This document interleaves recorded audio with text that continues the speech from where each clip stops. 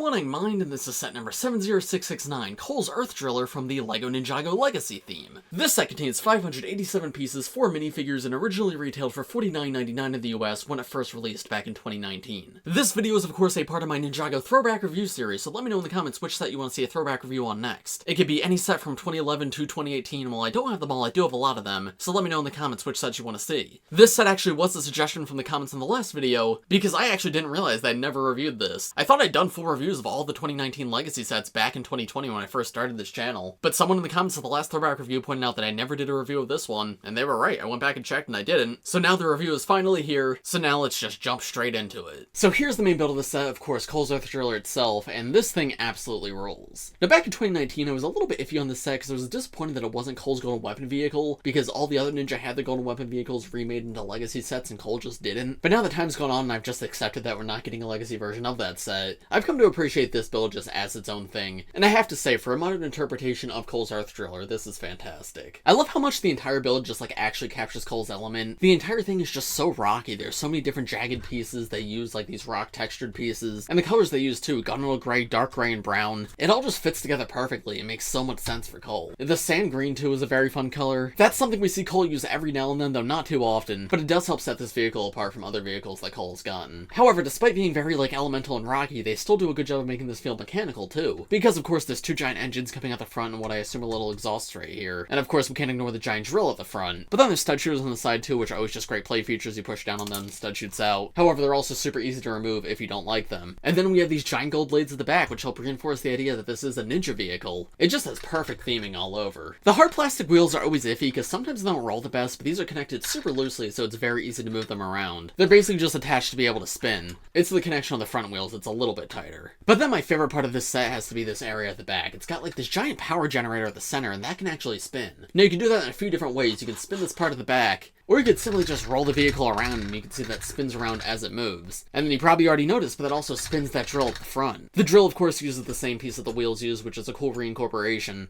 but then there's a smaller drill piece on the inside, and then of course it's topped off with a unicorn horn. But yeah, I love how easy it is to make that spin, and even the sounds of everything. It just helps contribute to the overall like very mechanical vibe. If this set had come out when I was a kid, I know I would have had a ton of fun playing with it. Cause I mean, come on, how could you not love this? There's motion all throughout the entire set, and it's not even like a separate play feature. Like you can spin the thing at the back if you want, and you can see that can spin the drill super fast, but that motion's always there even when we're just rolling it around. I absolutely adore that. And then finally, taking a look at the cockpit at the center, you can see it uses this large printed piece, and of course that's rounded, so it has to be printed. It can't be a sticker, and it's good that it is, because I do quite like that design, but it would not look nearly as good if it was stickered. But anyway, that large windshield can just be removed, and inside you can see there's a few different sticker control panel pieces. There's a total of 2 different seats for 2 minifigures. You do get 2 different ninja figures in this set, so you can put those 2 in there. But yeah, that looks like a speedometer. This is a little joystick with a picture of a drill on it, and then there's just some toggles and maybe some speakers in the back. There's even some sticker pieces on these sides right here that are covered up by the windshield, which those are totally unnecessary, but definitely an appreciated inclusion.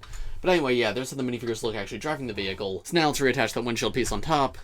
And you can see that's how it looks with them in there with the vehicle moving around. Now in the Ninjago show, this vehicle sat like 6 ninja instead of just 2, and that would have been nice to see here. However, that would have required this entire build to be significantly bigger. And I do believe the original version of the set only sat 1 figure, so 2 is definitely an upgrade. 6 would have been nice, but that would maybe be asking a little bit too much. So yeah, I love this set. A fantastic modern take on a classic Ninjago vehicle. I don't think I could be happier with how this turned out. But of course, that's not everything in this set, and now we're going to get to actually my favorite part of this set. And that is of course this guy, the Giant Stone Warrior. I remember when this was revealed and I couldn't believe it was real, because this was a niche thing from one episode of season 2 back in 2012. I thought it was cool as a kid, but I never expected to ever get it in official LEGO form. But when this was revealed, I was like, wow, Legacy's amazing. I can't wait to see what else it gives us. And I have to say, after this, Legacy was a little bit of a letdown. I still really liked Legacy, but I feel like it didn't take as many opportunities as the first wave did to give us stuff that we've never gotten before. But other things that we did get, I'm very happy that this guy was one of them. Because I mean, just look at him. He's a giant brick-built minifigure. We've only gotten a few of these over the years. There was Ant-Man from LEGO Marvel. I believe the villain of one of the Wonder Woman movies was built like this, and then there was a LEGO employee exclusive Santa that was built like this. But yeah, very few overall, so I'm quite happy this is one of them. But taking a look at him up closer, it's really amazing how everything was done. They even got like a little gap in between his legs, and each individual leg can be moved, just like an actual LEGO minifigure. And you can even hinge them backwards, but not 90 degrees, just like on actual minifigures. Like the range of articulation is almost 1-to-1 on these legs. Lots of different stickered parts too to represent the printing of a minifigure, but then they go brick built in the actual torso, which I think looks fantastic. fantastic, and they do a good job of capturing the shape of the original, like, Stone Warrior 4-armed pieces from back in 2013. Then yeah, of course, there is a total of 4 arms on the figure, and those connect on with mini ball joints. And the hands connect into the arms on Technic pins, so they're able to be rotated. 2 of the hands also hold giant swords, and those are able to be very easily removed if you want. But the hands not holding the swords are also the perfect size to fit a standard LEGO minifigure, which is a lot of fun. Then coming up to the face, I really love this brick-built samurai helmet. The use of the wings is super creative.